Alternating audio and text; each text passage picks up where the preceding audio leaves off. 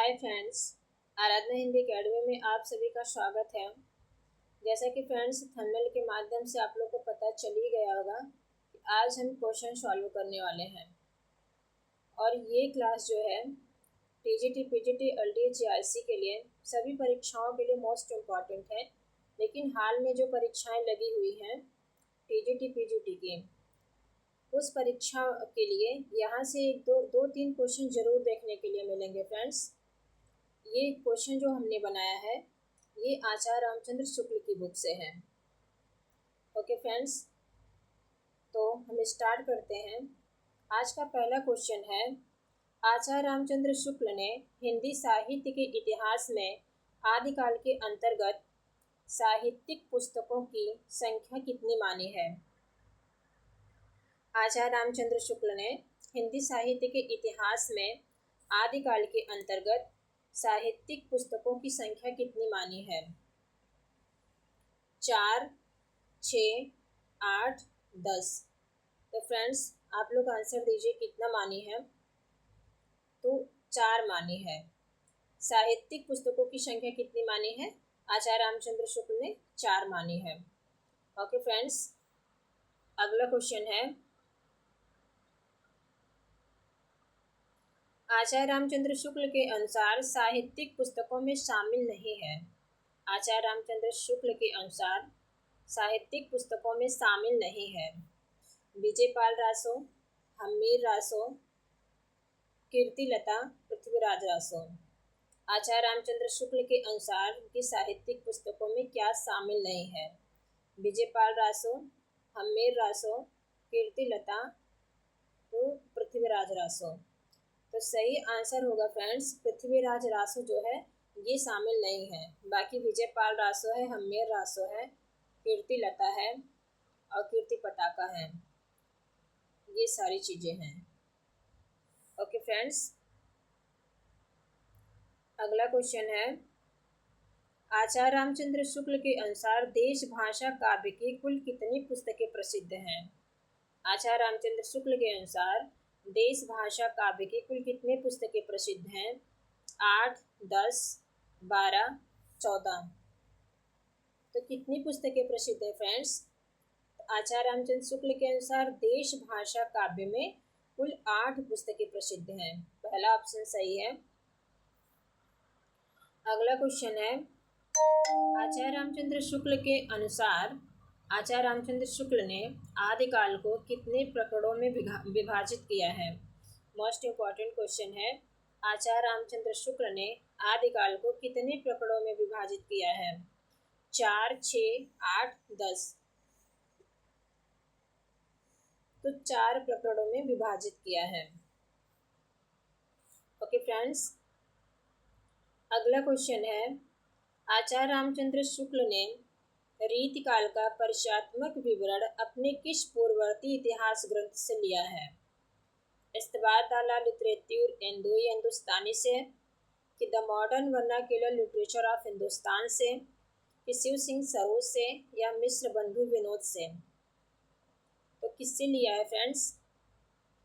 इसका आप लोग सही आंसर दीजिए। आचार्य रामचंद्र शुक्ल ने रीतिकाल का परिचयात्मक विवरण अपने किस पूर्ववर्ती इतिहास ग्रंथ से लिया है? तो किससे लिया है? मिश्र बंधु विनोद से लिया है। डी सही आंसर होगा, मिश्र बंधु विनोद से लिया है। अगला क्वेश्चन है,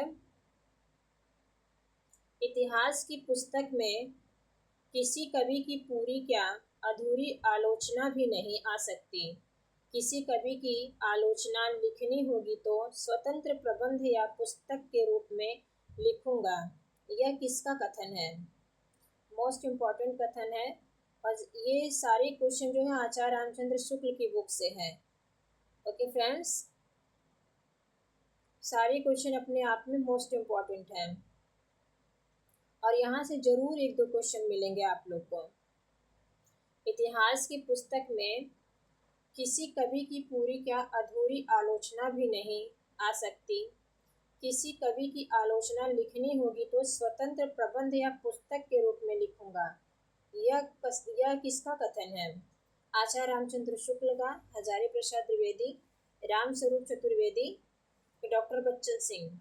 तो ये आचार्य रामचंद्र शुक्ल का कथन है। अगला क्वेश्चन है, आधुनिक काल में गद्य का आविर्भाव सबसे प्रधान साहित्यिक घटना है। यह कथन किसका है? शिव सिंह सेंगर, मिश्र बंधु, महेश दत्त शुक्ल, रामचंद्र शुक्ल। ये जो है आचार्य रामचंद्र शुक्ल का कथन है। अगला क्वेश्चन है, वर्तमान लेखकों और कवियों के संबंध में कुछ लिखना अपने सिर एक बला मोल लेना ही समझ पड़ता है।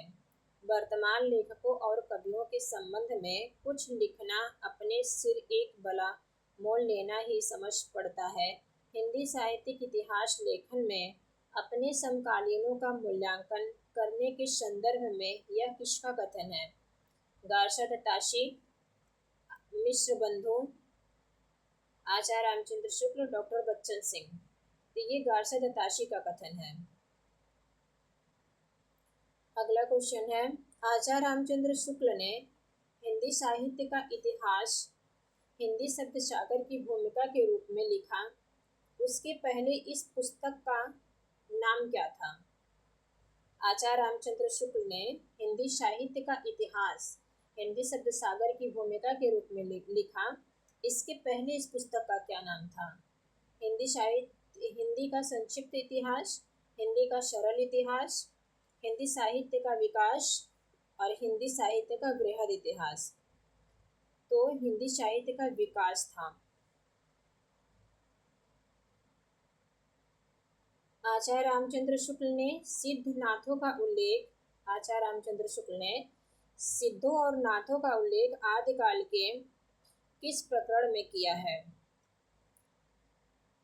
प्रकरण 1 सामान्य परिचय। यहाँ से भी देखना है फ्रेंड्स, प्रकरण 1 में क्या है। आचार्य रामचंद्र शुक्ल ने प्रकरण 1 में क्या रखा है?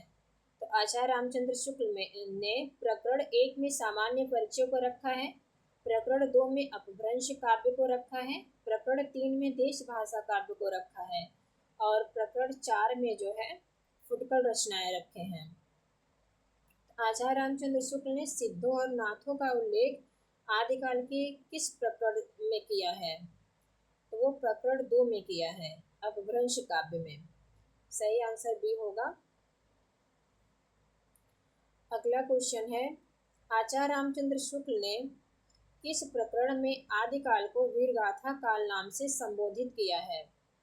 प्रकरण 1, प्रकरण 2, प्रकरण 3 कि प्रकरण 4? सही आंसर क्या होगा फ्रेंड्स, आप लोग बताइए। आचार्य रामचंद्र शुक्ल ने किस प्रकरण में आदिकाल को वीरगाथा काल नाम से संबोधित किया है? तो प्रकरण 3 में संबोधित किया है। ओके फ्रेंड्स, अगला क्वेश्चन है, जबकि प्रत्येक देश का साहित्य वहाँ की जनता की चित्तवृत्ति का संचित प्रतिबिंब होता है, तब यह निश्चित है कि जनता की चित्तवृत्ति के परिवर्तन के साथ साथ साहित्य के स्वरूप में भी परिवर्तन होता चला जाता है। यह कथन किसका है? ग्रियर्सन का, मिश्र बंधु विनोद का, राम कुमार वर्मा का, आचार्य रामचंद्र शुक्ल का? तो सही आंसर डी होगा। ये कथन जो है आचार्य रामचंद्र शुक्ल का है। अगला क्वेश्चन है, जबकि प्रत्येक देश का साहित्य वहाँ की जनता के चित्तवृत्ति का संचित प्रतिबिंब होता है, तब यह निश्चित है कि जनता के चित्तवृत्ति के परिवर्तन के साथ साथ साहित्य के स्वरूप में भी परिवर्तन होता चला जाता है। यह कथन का उल्लेख आचार्य रामचंद्र शुक्ल ने अपने इतिहास ग्रंथ में किस भाग में किया है? मोस्ट इम्पॉर्टेंट क्वेश्चन है फ्रेंड्स। ये आचार्य रामचंद्र शुक्ल का कथन तो है, लेकिन उन्होंने किस भाग में किया है? प्रकरण 1 में किया है कि प्रकरण 2 में किया है कि काल विभाग में किया है कि प्रकरण 2 में किया है कि भूमिका में किया है? तो सही आंसर जो होगा इसी होगा, काल विभाग में किया है। अगला क्वेश्चन है, जनता की चित्तवृत्ति के निर्धारण में आचार्य रामचंद्र शुक्ल ने किस परिस्थिति का उल्लेख नहीं किया है? राजनीतिक, सामाजिक, सांप्रदायिक, आर्थिक। जनता की चित्रवृत्ति के निर्धारण में आचार्य रामचंद्र शुक्ल ने किस परिस्थिति का उल्लेख नहीं किया है? राजनीतिक का नहीं किया है कि सामाजिक का कि सांप्रदायिक का कि आर्थिक का? तो यहाँ फ्रेंड्स सही आंसर होगा बी, आर्थिक का नहीं किया है। बाकी राजनीतिक का भी किया है और सामाजिक का किया है, सांप्रदायिक का भी किया है। अगला क्वेश्चन है, आदि से अंत तक इन्हीं चित्रवृत्तियों की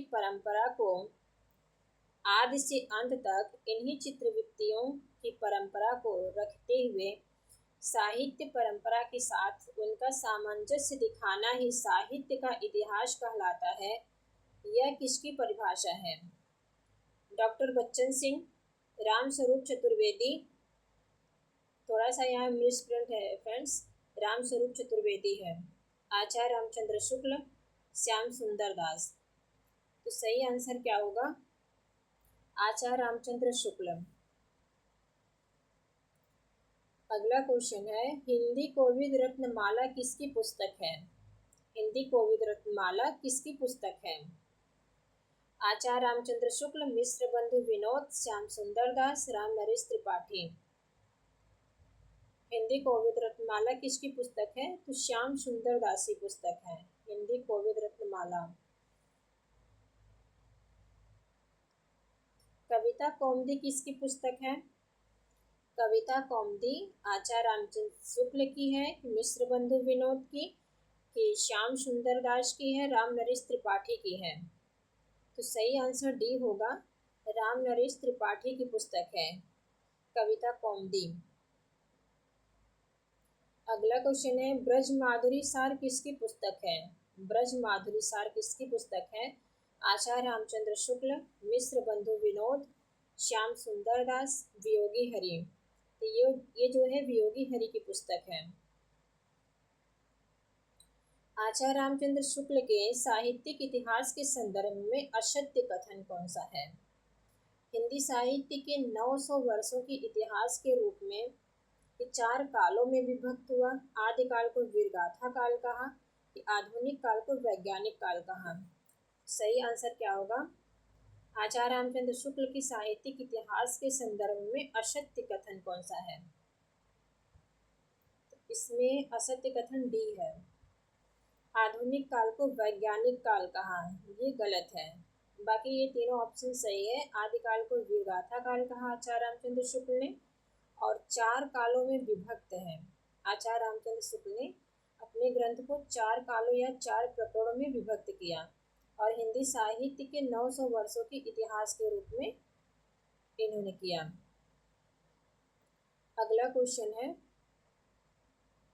सारी रचना काल को केवल आदि, मध्य, पूर्व, उत्तर इत्यादि खंडों में आंख मूंदकर बांट देना, यह भी न देखने की खंड के भीतर क्या आता है क्या नहीं, इसी वृत्त संग्रह को इतिहास नहीं बना सकता। इतिहास लेखन के संदर्भ में यह कथन किसका है? सारी रचना काल को केवल आदि, मध्य, पूर्व, उत्तर इत्यादि खंडों में आंख मूंदकर बांट देना, यह भी न देखने की खंड के भीतर है क्या, खंड के भीतर आता क्या है, किसी वृत्त संग्रह को इतिहास नहीं बना सकता। इतिहास लेखन के संदर्भ में यह कथन किसका है? ग्रियर्सन का, आचार्य रामचंद्र शुक्ल का, मिश्र बंधु विनोद का, कि हजारी प्रसाद द्विवेदी का? ये जो है आचार्य रामचंद्र शुक्ल का कथन है। आचार्य रामचंद्र शुक्ल ने बड़ा भारी कवि वृत्त संग्रह के किसके इतिहास ग्रंथ के लिए प्रयुक्त किया? आचार्य रामचंद्र शुक्ल ने बड़ा भारी कवि वृत्त संग्रह किसके इतिहास ग्रंथ के लिए प्रयुक्त किया? ग्रियर्सन, शिव सिंह सेंगर, मिश्र बंधु विनोद, कि महेश दत्त शुक्ल? तो सही आंसर होगा मिश्र बंधु विनोद।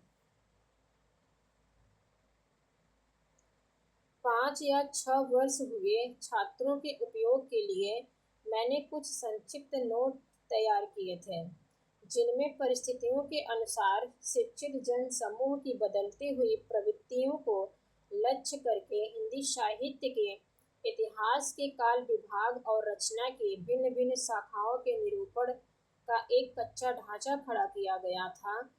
अपने इतिहास लेखन के संदर्भ में यह बात किसने कही? ग्रियर्सन ने, शिवसिंह सेंगर ने कि मिश्र बंधु ने?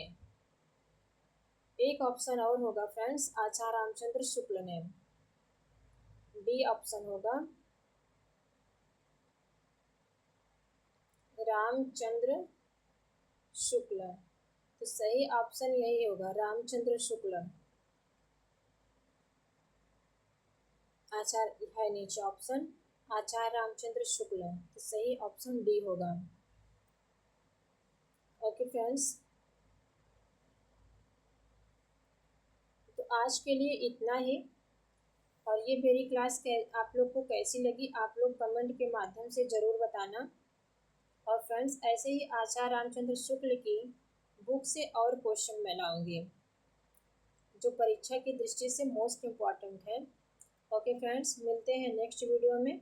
आज के लिए इतना ही। राधे राधे।